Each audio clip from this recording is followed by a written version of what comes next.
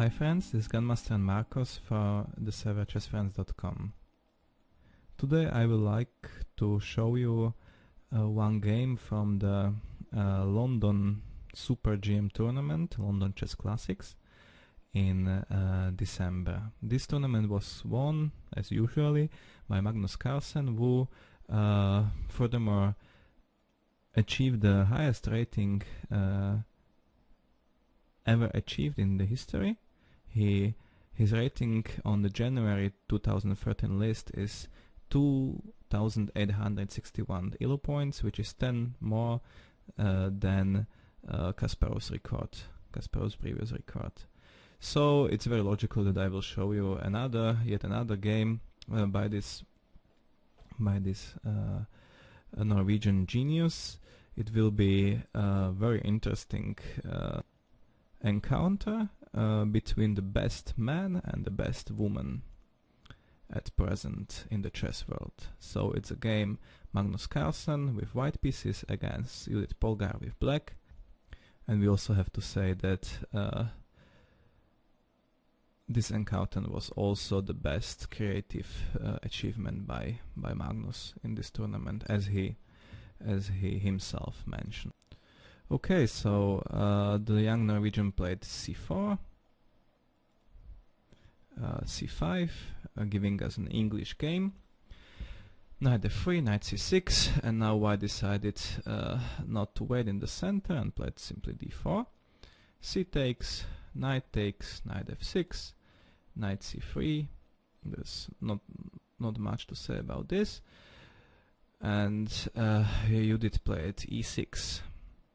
Well, now the main idea of black is to play something like bishop b4, get all her pieces out, and then play d5 and somehow open the position and equalize easily.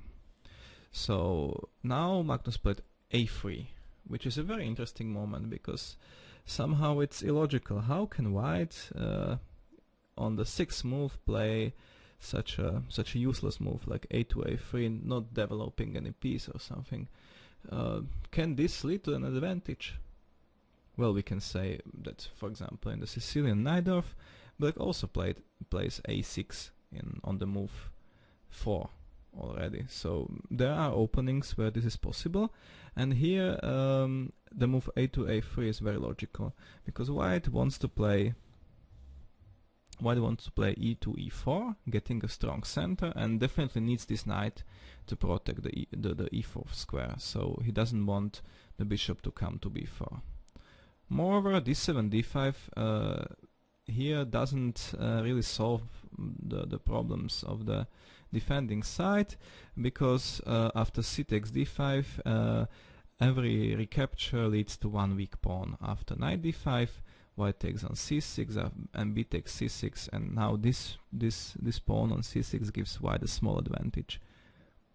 White will play something like queen c2, and after e2 e4 we'll get this nasty knight somewhere else, and we'll get a small advantage thanks to the isolated pawn. And if you take on d5 with a pawn, then white gets a good game against this d5 pawn. For example, with bishop g5, bishop e7, e3, and all white pieces are harmoniously placed, and he can play against the d5 pawn. And also he's got quite a good chances for an advantage. So after a3, black cannot really play d5, so she played bishop c5.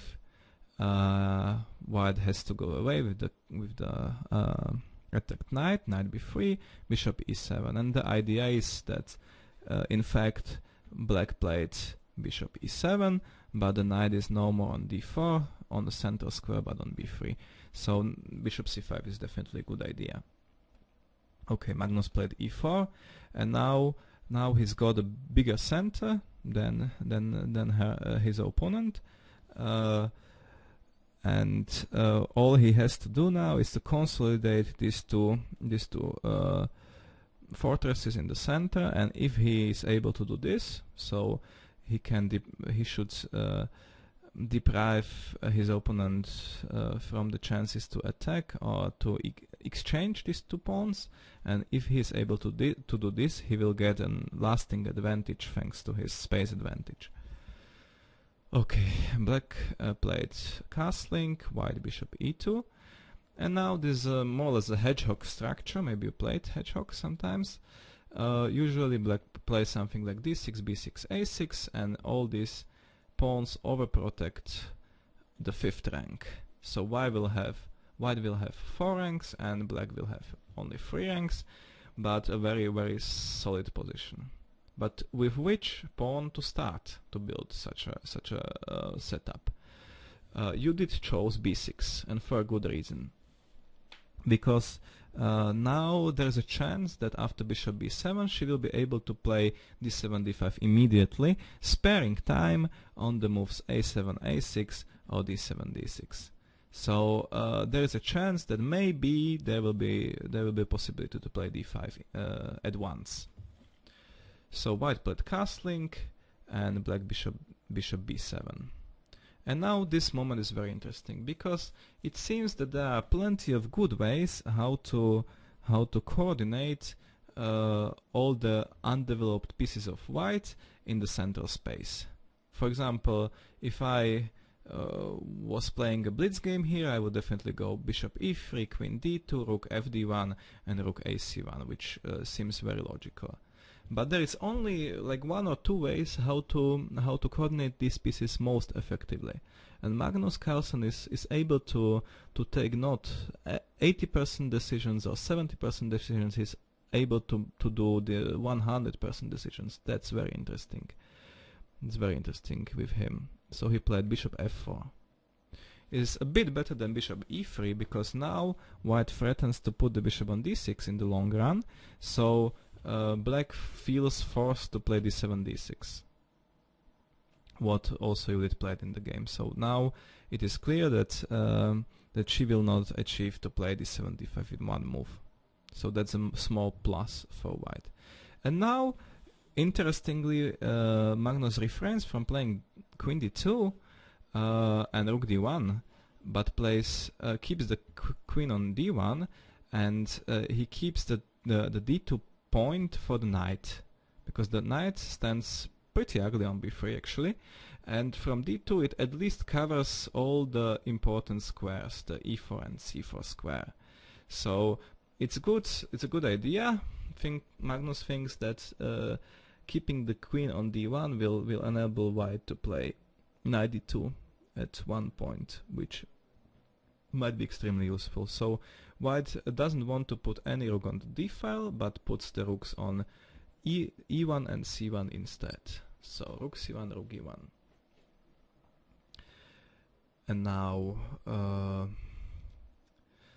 what does black need to the ideal setup of hedgehog now? Usually, for example, this knight on c6 is better placed on d7, because from d7 it can jump to c5 to e5, attacking one of the weak posts of white, and also it doesn't hinder these two pieces from attacking on e4 or c4. So usually it's better placed on d7. Maybe that's why Judith played knight e5, attacking on c4, and thinking about maybe she will switch. Maybe she will switch the knight to d7. And white played knight d2. So now you can see how useful it was not to play queen d2 very early. Yeah, and now Judith played knight fd7. So she regroups a bit differently, but at least she gets one of the knights to the ideal square on d7. And now I want